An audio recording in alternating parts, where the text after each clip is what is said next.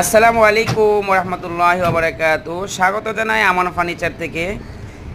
আজকে নিয়ে আসলাম sofa cum bed, সম্পূর্ণ সেগুন কাঠের, চিটাং সেগুন দিয়ে করা। এখন আমি বেড করে দেখাচ্ছি।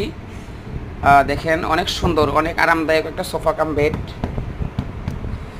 এটার সাইজ হচ্ছে 5 ফিট বাই 6 ফিট। আপনারা চাইলে কাস্টমাইজ করে নিতে পারেন।